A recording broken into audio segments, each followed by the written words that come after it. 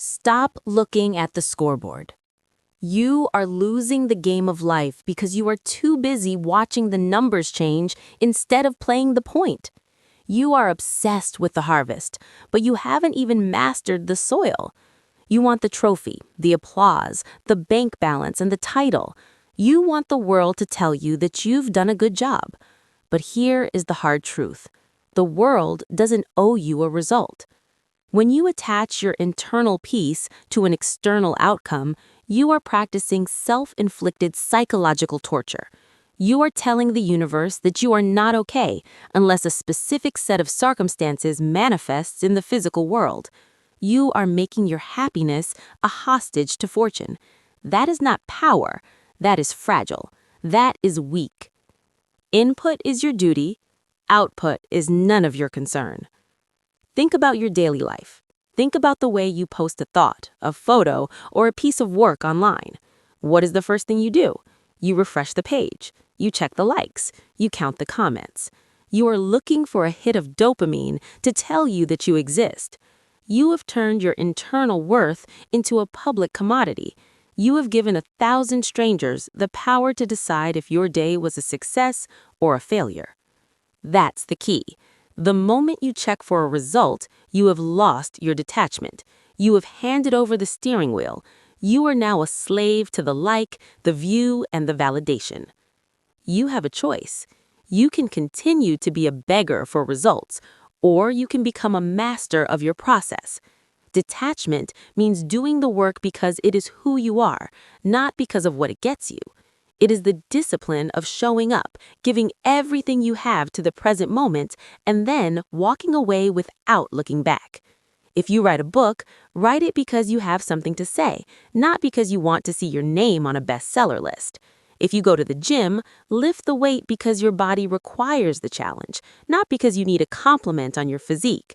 If you love someone, love them because you are a person of love, not because you are trading your affection for theirs. Input is your duty, output is none of your concern. Why are you so afraid of the void between the action and the result? It's because you don't trust yourself. You think that if you don't obsess over the outcome won't happen. You think your anxiety is a form of caring. It isn't. Your anxiety is a lack of discipline. It is a lack of faith in your own input. It's not about the goal, it's about the discipline of the movement. When a gardener plants a seed, they don't sit in the dirt and scream at the ground to hurry up. They don't dig the seed up every 5 minutes to see if it's growing. If they did, the seed would die. The gardener knows their duty. Water the soil, pull the weeds, ensure the light is sufficient. That is the input. The growth? The growth is a biological certainty that happens in its own time. The growth is none of the gardener's business until the day of the harvest. But you are digging up your seeds every hour. You are wondering why your life isn't blooming while you are busy suffocating the roots with your desperation. You don't need their permission to feel successful. Success is the completion of the task, not the reception of the task. If you worked with 100% of your soul today, you have already won. The market's reaction, the boss's feedback, the partner's gratitude, those are all extras. They are nice-to-haves, but they are not need-to-haves. When you detach from the outcome, you become untouchable.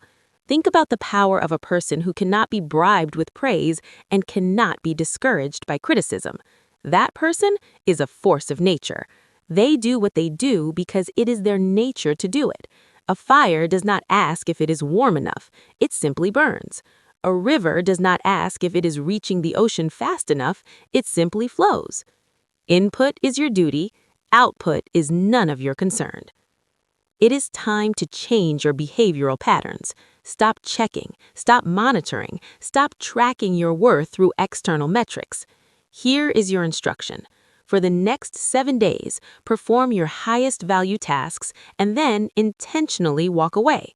Produce the work and shut the laptop. Send the message and put the phone in another room. Do the favor and never mention it again. Practice the art of the blind input. You must learn to find the reward in the effort itself. If the effort is not enough to sustain you, then you are doing the wrong work. If you only do things for the payout, you will always be a servant. If you do things for the sake of the excellence required to do them, you are a king. That's the key. The world is chaotic. Markets crash, people change their minds, algorithms shift.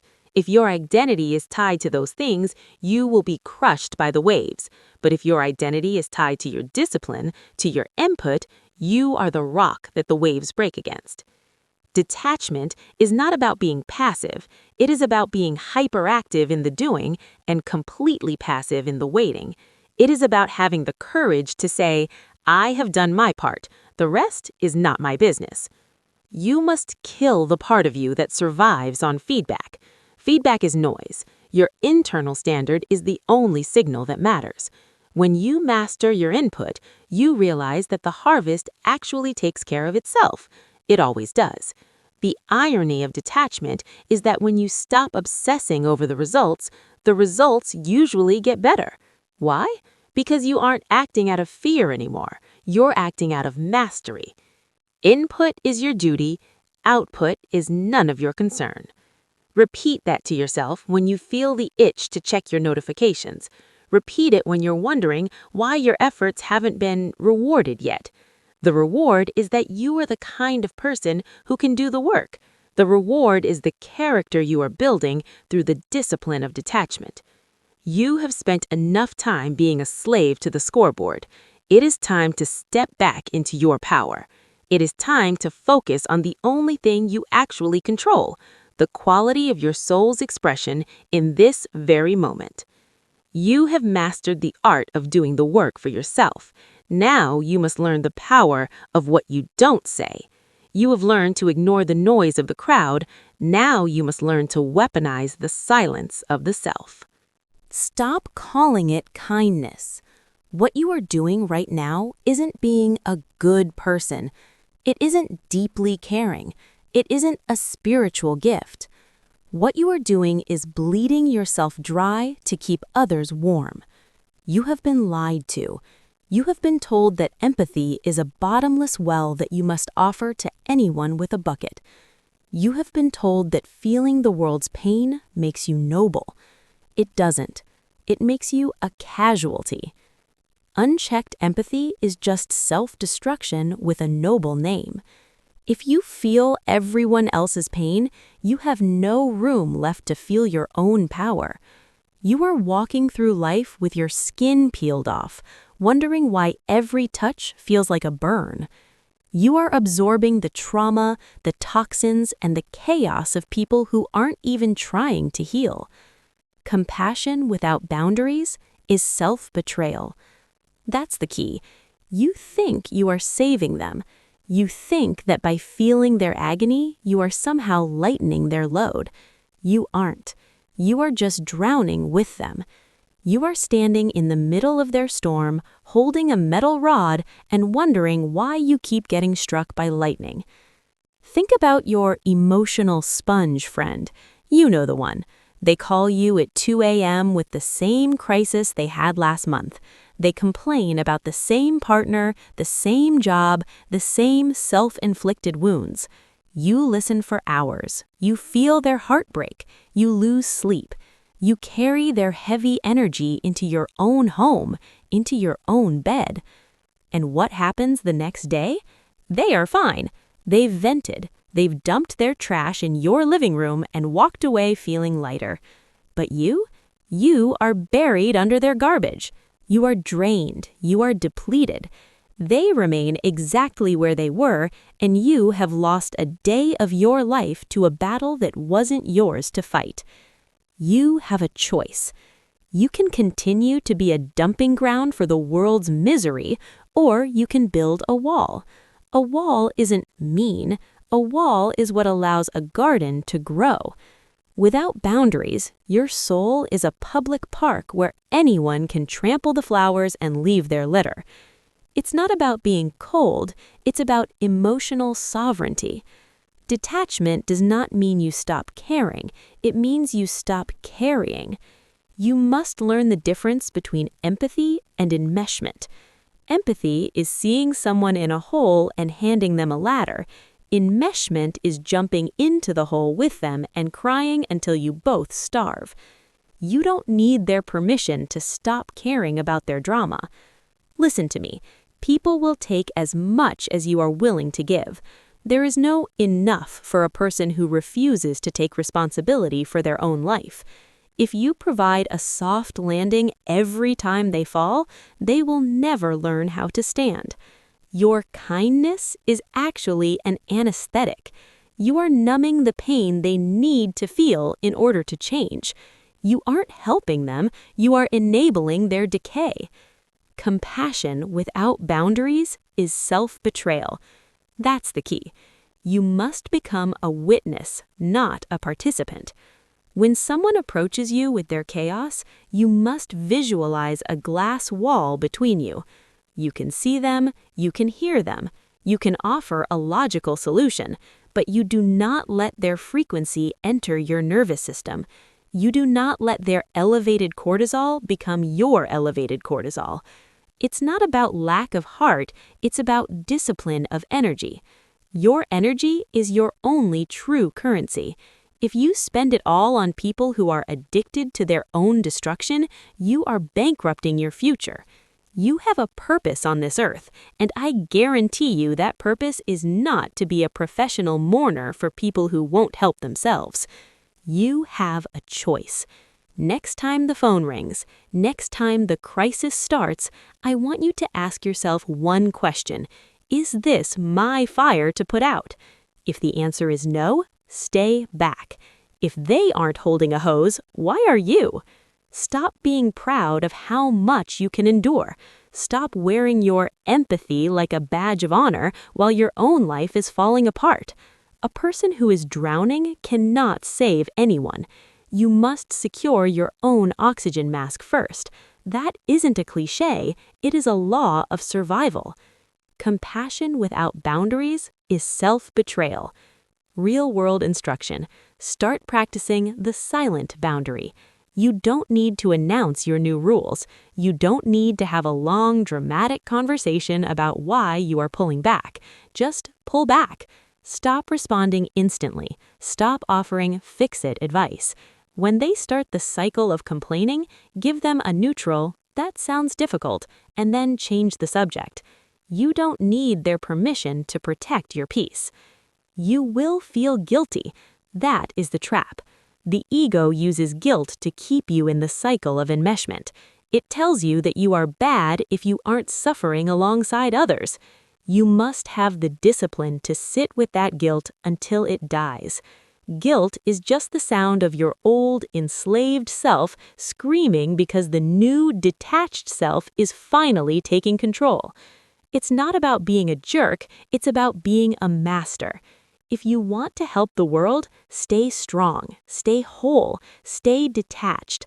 A lighthouse doesn't run out into the water to grab the ships, it stays on the rock and shines. If it left the rock, it would sink, and then everyone would be lost. Stay on your rock. Compassion without boundaries is self-betrayal. Repeat it, memorize it, live it. Every time you feel that pull to save someone at the expense of your own mental health, say it. Compassion without boundaries is self-betrayal. You are not a martyr. You are a human being with a limited amount of time and energy. Stop wasting it on the ungrateful and the stagnant. That's the key. The moment you stop absorbing the world's noise is the moment you finally hear your own voice. And your voice is telling you that it's time to stop looking outward and start looking at the image you've been desperately trying to protect. You have stopped letting others bleed you dry. Now, you must stop trying to convince the world that you are good. You've mastered your boundaries. Now it's time to master your ego. Chapter 5. Die to your reputation. Kill the character you've been playing. Right now, you are performing. You are moving through your life as if there is a camera following you, broadcasting your every move to a jury that doesn't actually exist. You are curated. You are polished. You are terrified of making a move that doesn't fit the brand you've built for yourself. You are living in a prison made of other people's opinions, and the bars are made of your own desperate need to be seen as successful, good, or stable. But here is the reality check. The jury isn't watching. Everyone else is too busy starring in their own internal movie to care about the supporting role you're playing in theirs. You are sacrificing your authentic life to maintain an image for people who are barely paying attention. What they think of you is the least important thing about you. That's the key. Your reputation is an external hallucination. It lives in the minds of others, not in yours. You cannot control it, you cannot perfect it, and you certainly cannot eat it. Yet you make life-altering decisions based on this ghost. You stay in the marriage that died 5 years ago because you don't want to be the divorcee. You keep the high-stress job that is giving you an ulcer because you want the director title on your LinkedIn profile. You are dying inside so that your exterior looks correct. You have a choice. You can be a hollow shell with a shiny coat of paint, or you can be a real human being who is actually free. Detachment means dying to your reputation before the world kills it for you. It means reaching a point where you are so grounded in your own truth that a compliment doesn't lift you up and an insult doesn't knock you down. If you are devastated by a negative comment, it's because you were addicted to the positive ones. You can't have one without the other. To be free of the sting, you must give up the honey. What they think of you is the least important thing about you. Think about the promotion you almost turned down, or the one you took only for the status. Think about the life changes you've avoided because of how it might look to your extended family or your friends on the internet. You are literally negotiating your destiny with people who don't have to live with the consequences of your choices. That is insanity. That is the ultimate form of emotional slavery. You don't need their permission to change the script. It's not about being rebellious, it's about the discipline of authenticity. When you are detached from your reputation, you become dangerous. You become a threat to the status quo because you cannot be manipulated. If a person cannot use shame to control you, they have no power over you. If they cannot use the "what will people think" as a leash, you are finally off the chain. What they think of you is the least important thing about you. Look at your life. How much of your daily anxiety is tied to optics? When you speak, are you saying what is true or are you saying what will make you look smart? When you buy something, are you buying it for its utility or are you buying it for the signal it sends to the neighbors? Every time you act for the sake of reputation, you are chipping away at your soul. You are telling your subconscious mind that the fake you is more valuable than the real you. You are building a tower on sand. The moment the wind of public opinion shifts, and it always shifts, your entire identity will collapse. You have a choice. You can start living from the inside out. This requires the discipline of disappointment. You must be willing to disappoint anyone and everyone if it means being honest with yourself. If your family thinks you're crazy for starting a new path, let them.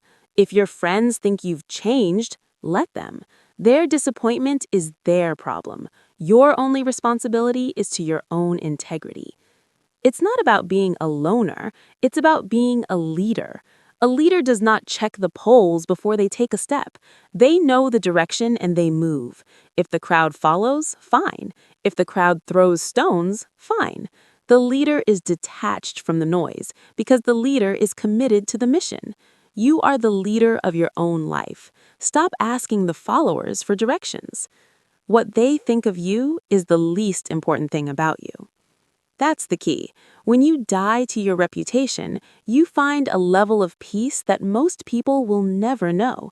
There is a profound lightness in not having to keep up appearances. There is a massive amount of energy that gets returned to you when you stop managing the perceptions of others. You can use that energy to build, to create, and to actually live. You don't need their permission to be misunderstood. In fact, being misunderstood is often a sign that you are finally doing something right. It means you are no longer speaking the language of the common denominator. It means you have stepped out of the herd. The herd only understands the herd. If you are doing something great, if you are becoming someone powerful, the herd should be confused. Let them be confused. Let them talk. While they're busy discussing the old version of you, you are busy becoming the version they can't even imagine. What they think of you is the least important thing about you. Real-world instruction. For the next week, I want you to intentionally do something that breaks your brand. Wear something you like but others might find weird. Voice an opinion that isn't the popular one in your circle. Post nothing on social media for 7 days and realize that the world keeps spinning without your curated updates. Feel the itch of people wondering what you're doing and don't scratch it. You have a choice. You can spend your life as a statue, frozen in a pose that pleases the public, or you can be the storm. Statues are easy to admire, but they aren't alive. The storm doesn't care if it's liked. It just fulfills its nature.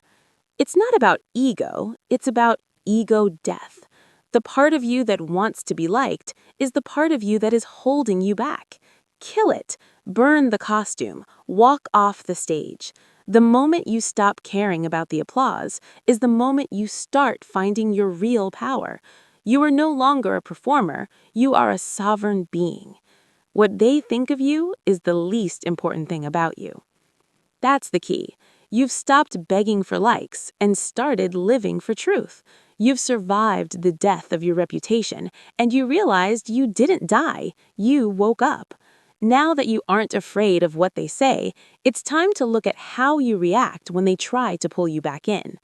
You have mastered your image, now let's master your biology.